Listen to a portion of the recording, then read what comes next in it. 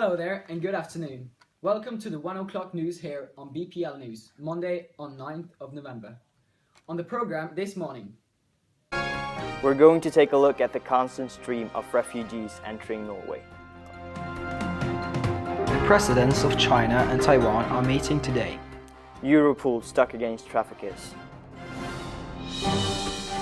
Participants pull out from Norwegian reality shows. NASA shocking with statement. There's flowing water on Mars. And now we're going to take a look at some news from the sports world. First up, national news. First case of today, refugee crisis in Norway. Thank you. Well, as I speak, thousands of refugees are on the way to the open doors that the Norwegian border between Russia to Norway appears to be at the moment. The refugees are people coming because of different causes, some to get help and some just to try to get a better job, but all with the same hope of getting a new and better living. But this big stream of refugees are causing some big problems for the country, and it's big discussions of what to do next. And the leaders of the country have concluded that they're not going to close the border yet, but it's still an opportunity. Later. The immigration department in Norway, those who take care of these problems, have much work to do in case of finding temporary places for the refugees to live while they're waiting to get accepted or rejected by the country. The country doesn't have more reception centers, so it's hard to find a place for the around 200 new refugees that comes to the country every day. And now over to our next national news case, the oil workers. Many people lose and have lost their job because of the oil crisis that's going on right now. And the ones who often loses their job first in a downsizing is the youngest one, the ones with the least experience. And this leads to unemployment of many oil workers. And because of the crisis, it's hard to find a new job in the same industry. So many of the unemployed have to either wait and see if they can get their jobs back, or maybe take the trip to the school and study again. Thank you. And now we look at some international news. And our first case is Europol stuck against traffickers. Europol strikes against traffickers. 29 people have been arrested, charged with participation in a criminal organized group that is responsible for extensive trafficking. The gang, which allegedly was controlled from Pakistan, have used routes from Libya to Italy and from Turkey to Greece to transport people to a slave-like existence in Europe. The arrest and the following interrogation gave Europol valuable insight into organized human trafficking. With new information, Europol might make more arrests and improve the living standard for everyone in Europe. Next up in international news. Presidents of Taiwan and China meet.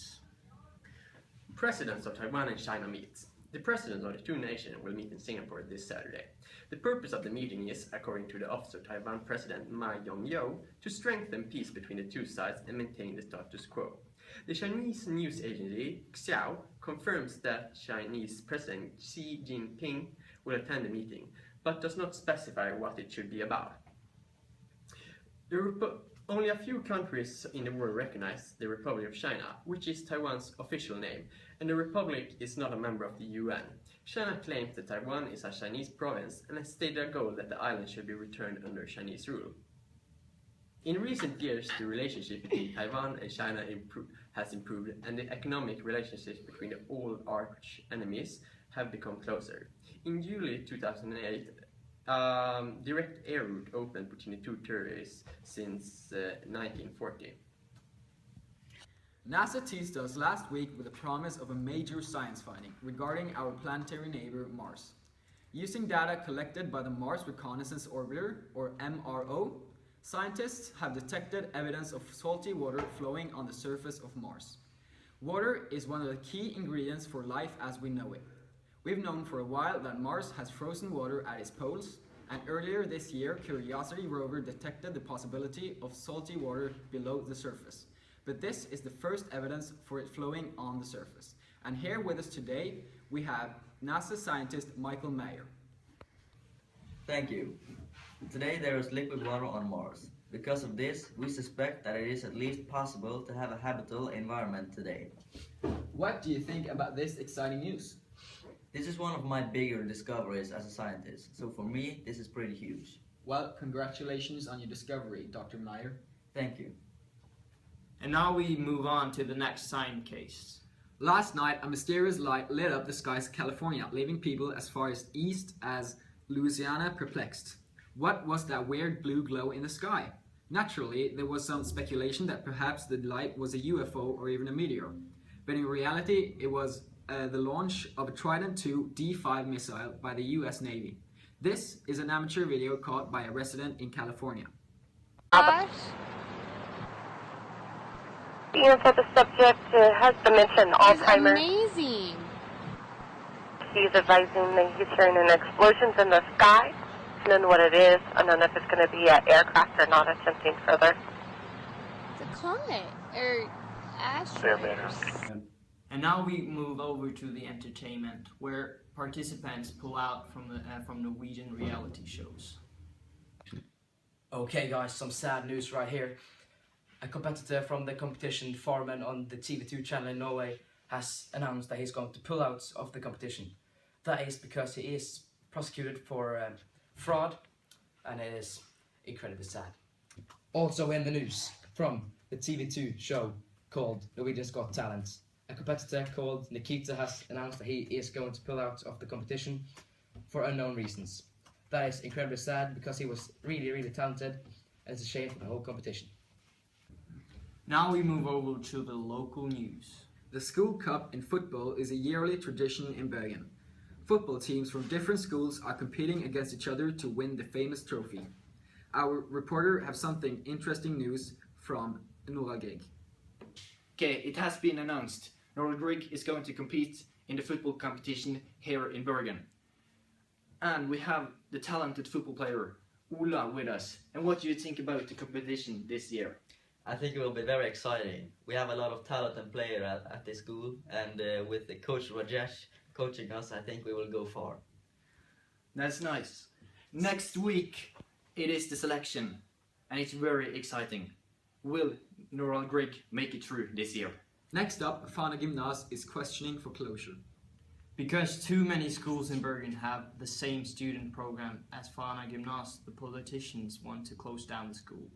Fana Gymnas has 300 students and started up in 1916. Students and parents are standing up for the school and are having demonstrations against the politicians. Here we have a student from Fana Gymnas, and what do you think about the closure? Well, for us, it's pretty sad. I hope the politicians turn around and keep the school open. What would you do to keep the school open? Well, we're going to demonstrate on all the metro stops. This case is not over yet. Over to the studio. And now, sports news. And our main story today is Mourinho's controversial post-match interview after the devastating 3-1 loss to Liverpool. Liverpool piled the pressure on Chelsea manager Jose Mourinho as Jurgen Klopp secured a hugely impressive first Premier League win since taking charge at Anfield. And we talked to Jose Mourinho just after the match. Okay, I'm here with Jose Mourinho. Jose, what's your view on the match today? You know, I think we played well in this game, and we played better than Liverpool. But you know the refs in this league. What do you mean about that statement? You know the referees. They was afraid, you know, to make decisions against Chelsea. Every week we get bad decisions also. So you know, it's hard for me. But I am not the man to run away from my responsibilities. Does that mean that you won't leave Chelsea if Abramovich doesn't sack you? I'm sorry, but I cannot speak. What exactly did the referees do wrong today? I'm sorry, but if I speak, I get punished. So. You said last week you weren't worried. Are you more worried now?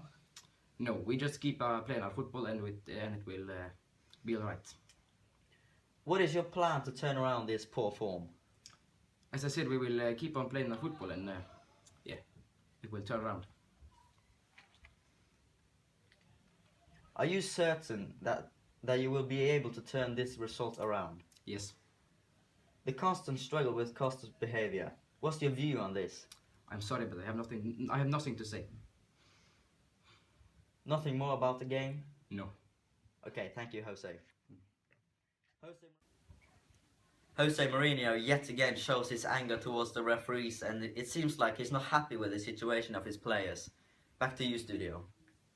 And here in the studio we have our football expert and earlier Manchester United footballer, Gary Neville, with us. And Gary, what do you think about the match?